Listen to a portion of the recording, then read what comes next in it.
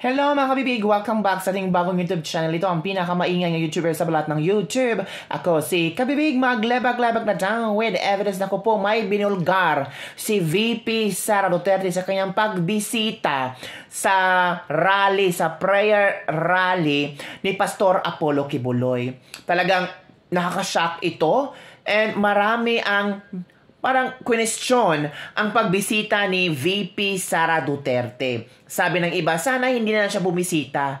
Marami nagsasabi na very unfair daw ang VP natin na nakipaglahok or sumali pa sa prayer rally, umattend pa sa prayer rally. Nako mga kabibig, ano kaya ang masasabi ni VP Sara Duterte? Napanood ko ang explanation ni VP Sara Duterte kung bakit siya nag-attend at kung bakit nagbigay siya ng kanyang official statement hinggil sa akusasyon, hinggil sa issue ni Pastor Apollo Kibuloy. At naintindihan ko naman ang point na ipinaglalaban niya. Diba? And let's wait and see kung ano ang mangyayari. Diba? So, yung iba, sabi nila na unfair. Tapos, sabi pa nila na sana hindi na siya dumalo. Tapos, si VP Sara pala ay kinampihan ng isang demonyo, kinampihan ng isang rapist. Yung mga ganun ba? Alleged pa lang, hindi pa na verdict ha. Huwag masyadong excited sa kung ano ang mangyayari. So, justice for Pastor Apollo Kibuloy. And in-explain naman ni VP Sara kung bakit siya nag-attend at may binulgar siya. Nako po, ano kaya ang binulgar ni VP Sara Duterte? Pwede kayang gamitin ito sa mga bashers niya na i-impeach siya kasi may plano daw na black propaganda na para yatang i-impeach si VP Sara Duterte. Napanood niyo na ba ang video ni VP Sara Duterte? O, eto na ang video. Nandito ako para unang-una magpasalamat sa lahat ng miyembro ng Kingdom of Jesus Christ, sa lahat ng personahe ng SMNI at sa lahat ng mga taga-suporta ni Pastor Apollo Kibuloy. Papasalamat kami sa inyong suporta sa aking opisina, sa opisina ng Vice Presidente at sa Department of Education at sa trabaho ko sa OVP at sa Department of Education. Nandito din ako para manawagan sa lahat na ipagdasal natin ang ating bansa. Magdasal tayo ng katotohanan, ng hustisya para sa lahat na pantay-pantay ang pagtrato ng gobyerno sa lahat ng mga tao. Wait.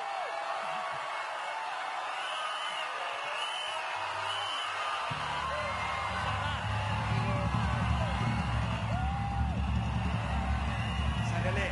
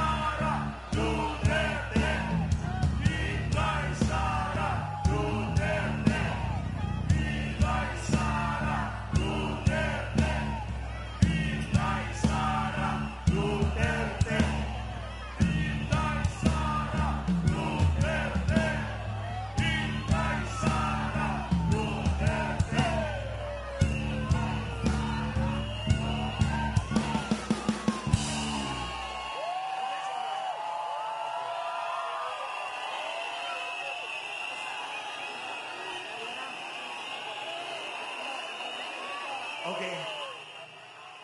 Dumating yata yung pinakamamahal nating Vice President, Inday Sara Duterte! Inday Sara Duterte! Inday Sara Duterte! Inday Sara! Kaya nga mga kababayan, ang sabi ko sa Cebu, kung si Lisa Marcos ay nasa harap ko lang, sinampal ko na yan back to back. Uulitin ko. Lisa, this is utter defiance. Kung nasa harap lang kita, Lisa Marcos, sinampal na kita back to back. Wala kang hiya! Wala kang hiya! Wala kang hiya! Wala kang hiya! Wala kang hiya! Wala kang hiya! Wala kang hiya! Mga kababayan, ako po ay nakikiisa sa panawagan ng pagpapairal ng batas at katarungan sa hinaharap na isyu ni Pastor Apollo Kibuloy at ng Sunshine Media Network Incorporated. Sa mga ginagawang pagdinig ay tila pinatawan na ng guilty verdict si Pastor Kibuloy kahit na nakabatay lamang ang pagdinig na ito sa mga paratang ng mga testigo na nagkukubli ng kanilang katauhan at hindi mapatunayan ang kredibilidad. Marami sa atin ang naniniwala na ang dinaranas ngayon ni Pastor Kibuloy ay isang pandarahas at hindi patas. Bukod sa hearing na walang pinatutunguhan, ay kabilang rin dito ang indefinite suspension ng broadcasting network na SMNI na isang issue ng media freedom. Hindi biro ang mga pangyayari at paratang na ganito. Nararapat lamang na mabigyan ng patas na laban at sa tamang korte. Ika nga sa Mateo chapter 5 verses 11 to 12. Pinagpala ang mga nilalait at inuusig ng mga tao at pinaparatangan ng lahat ng uri ng kasamaan na pawang kasinungalingan ng dahil sa akin. Magsaya kayo at maggalak sapagkat malaki ang inyong gantimpala sa langit. Alalahanin ninyong inuusig din ang mga propetang nauna sa inyo. Sana po ay maging gabay natin ang mga bersikulong ito patungo sa kaginhawaan at mabigyan tayo ng tibay ng loob sa pagharap sa mga pagsubok, pagtitiis at pag-uusig ngayon.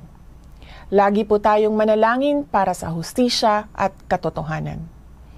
Justice and the truth cannot be achieved in trial by publicity but by a day in court. Syukran. For me, wala namang masama na mag-attend si VP Sara Duterte doon sa prayer rally ng KOJC. What's wrong with that? Gusto lang niyang magpasalamat kay Pastor Apollo Kibuloy. Well, in fact, totoo naman yung sinseridad na papasalamat sa kanya kasi malaking tulong talaga ang SMNI. Malaking tulong talaga ang ibinigay ni Pastor Apollo Kibuloy at ang kanyang mga supporters kasi binigyan siya ng platform sa panahon ng eleksyon. 'Di ba? Marunong lang tumanaw ng utang na loob si VP Sara Duterte. And other thing, gusto niya fairness ang makukuha ni Pastor Apollo Kibuloy. Na sana bigyan ng pagkakataon or di sana, kasi alam naman niya na may mga kaso na nakabinbin sa Department of Justice, o doon na lang tayo mag-focus mga kabibig. So, what do you think mga kabibig? May malaking epekto ba itong pag-attend or pagbisita ni VP Sara Duterte sa prayer rally? And sa araw ding ito, habang nagsasalita, si Pangulong Duterte ay nag-release ng show cause order. Show cause order si Senator Risa Hontiveros laban kay Pastor Apollo Kibuloy at binigyan lang ito ng 48 hours na magpakita sa Senado or else dadakpin na si Pastor Apollo Kibuloy ng Sergeant at Arms ng Senado. Kontempa sa Kongreso, show cause order pa sa Senado. So saan pupunta si Pastor Apollo Kibuloy? Ano ba ang susunod niyang hakbang? So maghintay-hintay tayo mga kabibig ha. Parang napaka-exciting ang mga pangyayari ngayon. Naku! Don't forget to like, subscribe, and share this video. Bye everyone! See you next time!